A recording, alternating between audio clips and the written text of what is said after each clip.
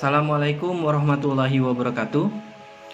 Selamat pagi, salam sejahtera untuk kita semua.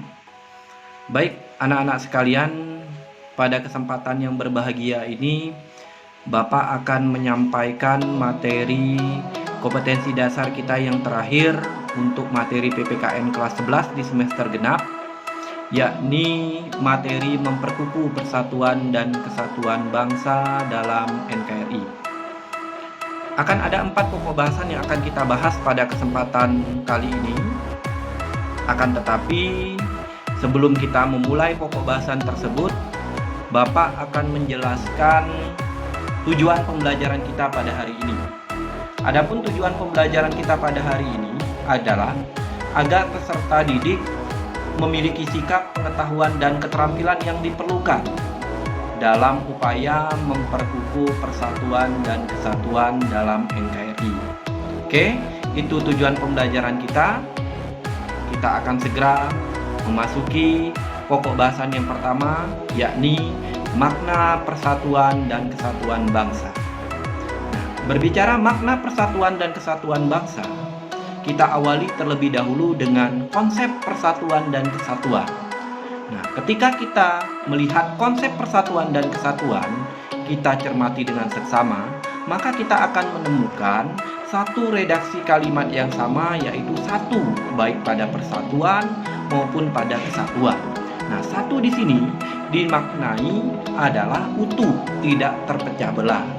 Dengan demikian, makna persatuan dan kesatuan dalam konteks pendidikan kewarganegaraan adalah bersatunya berbagai corak yang beraneka ragam menjadi satu kesatuan yang utuh. Bersatunya berbagai corak yang beraneka ragam di sini tidak lain menandakan bahwa masyarakat kita yang multikultural, masyarakat kita yang majemuk, yang terdiri dari berbagai macam suku, agama, bangsa, ras, dan sebagainya, tetapi dipandang horizontal, dipandang sama dalam wadah yang sama bernama Indonesia. Oke, itu yang bisa Bapak jelaskan berkaitan dengan makna persatuan dan kesatuan. Jadi di sini benang merah yang ingin kita ambil bahwa kita harus senantiasa bersatu. Oke, pokok bahasan pertama, makna persatuan dan kesatuan telah kita bahas. Itu bisa kalian pahami dengan baik. Kita lanjut kepada pokok bahasan yang kedua, yaitu kehidupan bernegara dalam konsep NKRI. Ketika kita bicara kehidupan bernegara, maka kita memerlukan landasan konstitusional untuk mengatur kehidupan berbangsa dan bernegara. Nah, kita mengenal landasan konstitusional kita adalah Undang-Undang Dasar Negara Republik Indonesia tahun 1945. Kaitan dengan pokok bahasan ini, Pasal 1 ayat 1 UUD 1945 menyebutkan bahwa negara Indonesia ialah negara kesatuan yang berbentuk republik. Ini menandakan bahwa bentuk negara yang kita pilih adalah bentuk negara kesatuan. Nah, kesepakatan untuk memilih bentuk negara kesatuan didasari dengan pertimbangan bahwa bentuk negara kesatuan ini dipilih sejak awal berdirinya negara kita, dan didasari pula dengan pertimbangan bahwa bentuk negara kesatuan merupakan pilihan yang paling tepat yang mewadahi ide persatuan bangsa kita yang majemuk. Selain pasal 1 ayat 1 untuk memperkuat dasar bahwa bentuk negara kita adalah negara kesatuan, dijelaskan pula dalam ketentuan pasal 37 ayat 5 Undang-Undang Dasar Negara Republik Indonesia tahun 1945 yang berbunyi, khusus mengenai bentuk negara kesatuan Republik Indonesia tidak dapat dilakukan perubahan. Dengan demikian, kita tidak mengenal bentuk negara federal, tetapi yang kita pilih adalah bentuk negara kesatuan. Dari Sabang sampai Merauke kita sama, Tidak ada negara Bangka Belitung, tidak ada negara Jambi, tidak ada negara Palembang dan sebagainya, tapi negara Kesatuan Republik Indonesia. Oke, baik, itu yang bisa Bapak jelaskan kaitan dengan konsep kehidupan bernegara dalam NKRI. Pokok bahasan yang ketiga adalah faktor pendorong dan faktor penghambat persatuan dan kesatuan bangsa. Berarti kita akan membahas 2 poin mendasar yang terdapat pada pokok bahasan ketiga ini. Yang pertama adalah faktor pendorong persatuan dan kesatuan. Kalau kita menelisik lebih mendalam bahwa alat pemersatu bangsa yang bisa dijadikan fondasi utama dalam memperkukuh persatuan dan kesatuan bangsa terdiri dari 3 poin. Yang pertama adalah Sumpah Pemuda ketika diikrarkan pada tanggal 28 Oktober 1928 yang menandakan kita bertanah air satu, berbangsa satu, dan berbahasa satu. Nah, Sumpah Pemuda menandakan kebulatan tekad, semangat juang pemuda dari seluruh penjuru Nusantara untuk melepaskan diri dari pengkotak-kotakan. Jadi ingin membentuk yang namanya bangsa. Yang kedua adalah Pancasila. Nilai Pancasila sifatnya utuh dan menyeluruh atau universal. Nilai-nilai Pancasila tidak dimiliki oleh suku bangsa tertentu, tidak dimiliki oleh agama tertentu, tapi dimiliki oleh seluruh bangsa Indonesia.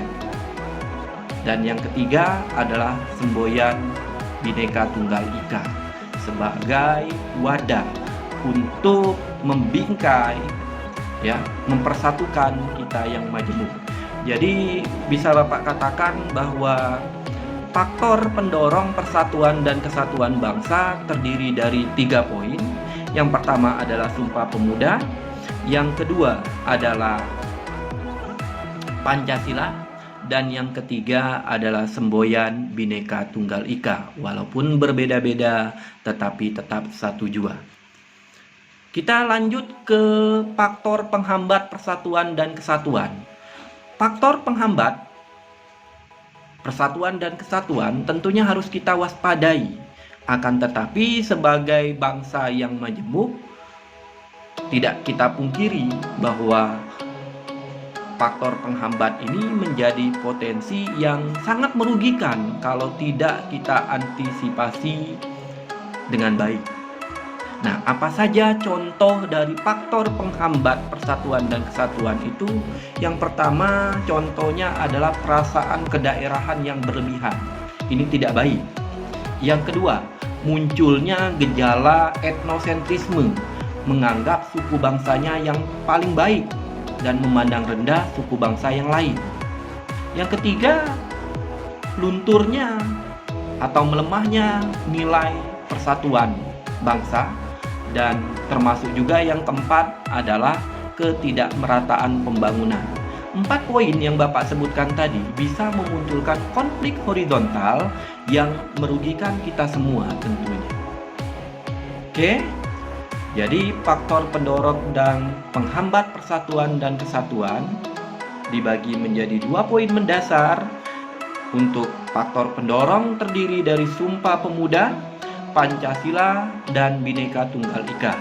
Sedangkan untuk faktor penghambat terdiri dari perasaan kedaerahan yang berlebihan, munculnya gejala etnosentrisme, kemudian melemahnya nilai luhur budaya bangsa atau nilai persatuan bangsa, dan yang keempat adalah ketidakmerataan pembangunan atau kesenjangan sosial ekonomi. Yang terakhir yang kita akan bahas pada pokok bahasan yaitu perilaku yang menunjukkan sikap menjaga negara kesatuan Republik Indonesia.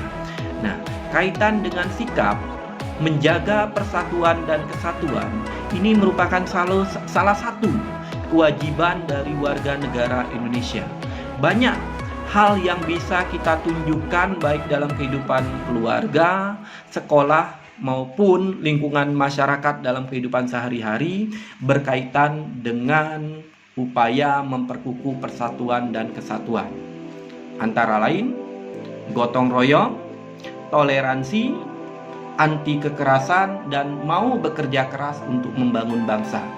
Nah, contoh yang Bapak sebutkan tadi merupakan bagian dari sikap yang positif untuk memperkukuh persatuan dan kesatuan bangsa. Di Provinsi Kepulauan Bangka Belitung sendiri, ketika kita bicara toleransi misalnya, maka kita yang terdiri dari dua komponen, boleh dikatakan adalah etnis Melayu dengan etnis keturunan Tionghoa, bisa hidup secara harmonis, berdampingan tanpa terjadinya konflik. Nah, ini harus selalu kita pelihara, kita lestarikan, ya.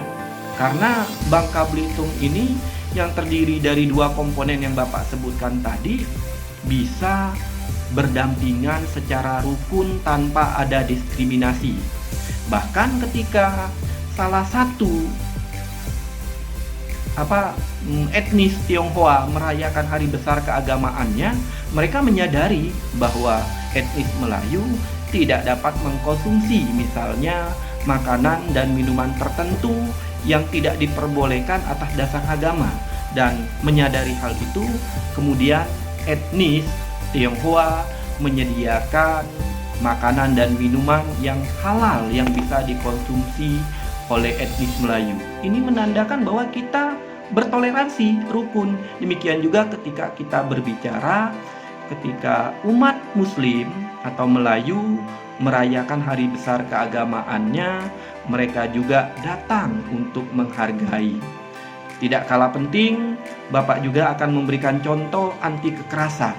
Anti kekerasan mengapa harus kita galakkan, harus senantiasa kita gelorakan, bahwa munculnya konflik horizontal itu tidak lain ketika rasa egois muncul, ya. Ketika kita tidak mampu melakukan pengendalian sosial, ya.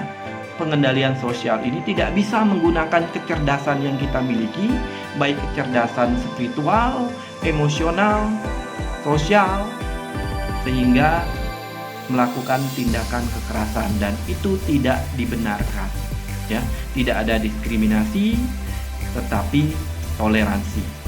Nah, itu saja yang bisa Bapak jelaskan untuk materi memperkukuh persatuan dan kesatuan bangsa dalam NKRI. Banyak contoh-contoh yang lain perilaku yang bisa ditunjukkan, tetapi dari toleransi, anti kekerasan menandakan bahwa kita bisa hidup harmonis, berdampingan satu sama lain.